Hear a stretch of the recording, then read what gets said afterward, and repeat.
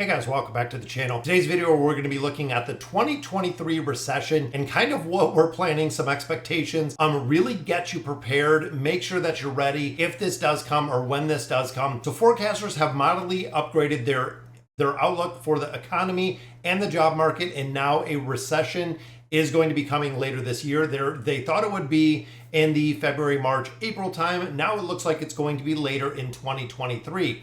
Now, a lot of people are saying this is planned. This is forecasted with 2024 going into an election year, that they can really drive the economy down right now. Then when it comes to an election year, it's going to go through the roof and everything's going to be on fire. I don't believe that is the case. I think they're really doing what they need to.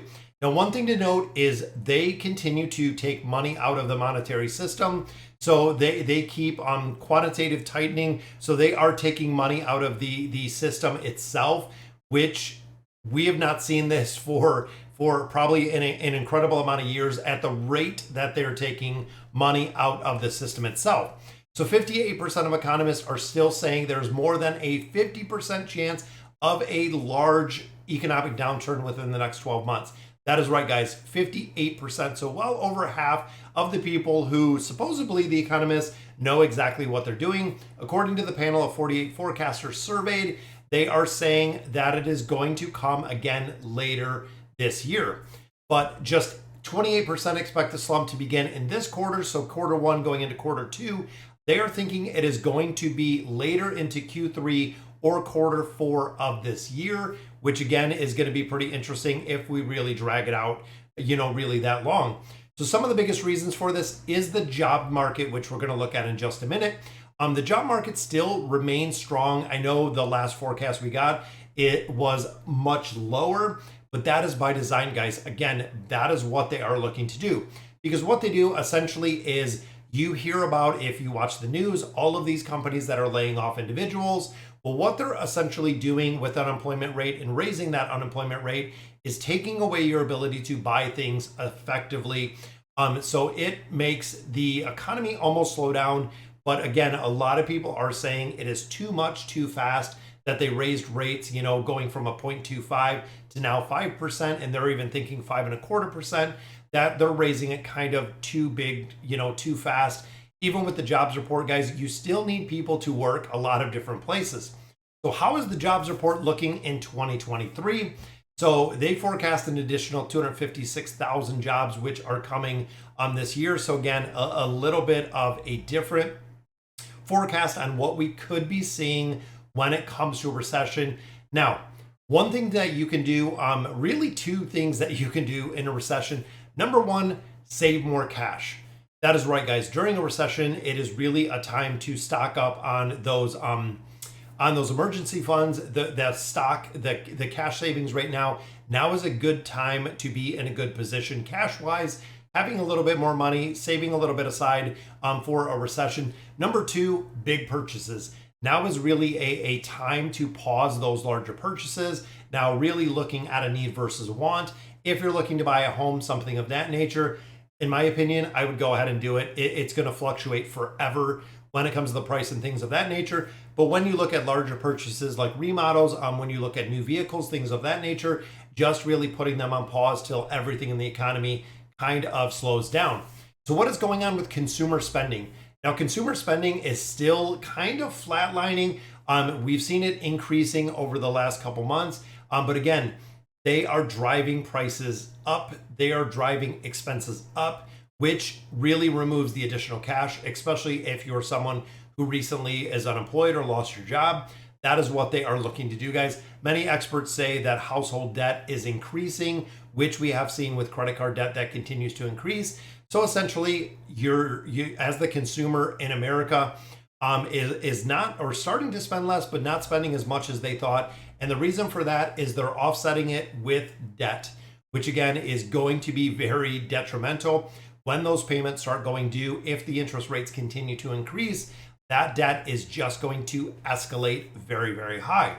Now, what are the effects of the Fed hikes when it comes to the interest rate? Now, we have seen the most aggressive campaign of interest rates since 1980. That is right, guys. 43 years. We have never seen this go up this fast. and it continues to go in such a short amount of time.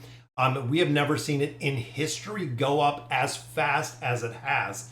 Now, back in the 80s, it did go up considerably, but if you did look at some graphs or seen some information on that, we've raised it faster than we ever have in the past.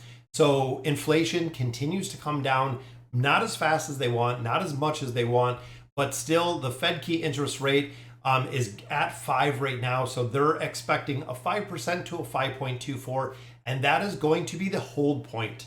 So when the Fed does take it to 5.25%, which we're anticipating them to do actually in May, is going to go to that 5.25. I believe there was still like a 78% probability that it was going to go to that 5.25, which means that is going to be the Fed's official kind of hold point, which a lot of people are saying that we have to get the stability down and also the longevity of the economy. So once we hit that 5.25, guys, it's probably going to be a couple months of stagflation, which we've talked about before, where you're going to see inflation come down a little bit, but everything is going to be slowed down to an almost halt. Even looking at the GDP, how much we have grown our domestic products, it is almost to a zero. It's almost flatline, possibly even going negative, again, with the thought of moving into a recession. So what is the biggest risk? 51% of the economists say excessive Fed hikes expose the biggest risk to the economy. A small but growing share is now seeing, the war in the Ukraine still has a big impact. We're also seeing incredible amount of inflation. When you look at the bigger picture, when you're looking at worldwide, to see exactly where this is going, guys. So overall, again, some things that you can really do. Set aside money, guys. Now is the time to save. We have even seen a lot of people taking out less loans, doing less credit cards, really kind of holding tight when it comes to those larger purchases, because if we continue to see the rate starting to actually level out, or even possibly later this year start to decline, good time to, again, have that money set aside, good time to invest. And in my opinion, guys, when it comes to the investment side, and we talk about this a lot, in my opinion, any time is really a good time to really dollar cost average in. So if you look, they've always said and historically have said that Monday is the best day to invest in the market. So dollar cost average, whatever you're planning for an entire month, do it over 4 Mondays instead of putting it in, let's say, 1 or 2 paychecks. You can dollar cost average, let's say theoretically you put in $100 every single Monday. So you're looking to invest $400 a month or $500 a month, depending on how many Mondays, is you can dollar cost average over a considerable amount of time with how much money you are planning to put into the market. Makes it a really, really smart buy, because if the market does go down a little bit, you're going to be buying it cheaper and cheaper. If the market goes up a little bit, you'll still be buying it at a reduced price than just putting it all in and really hoping and wishing the best for it. Sorry guys, so that'll do it for today's video. Let me know in the comments what you guys think, and as always, thank you guys for watching.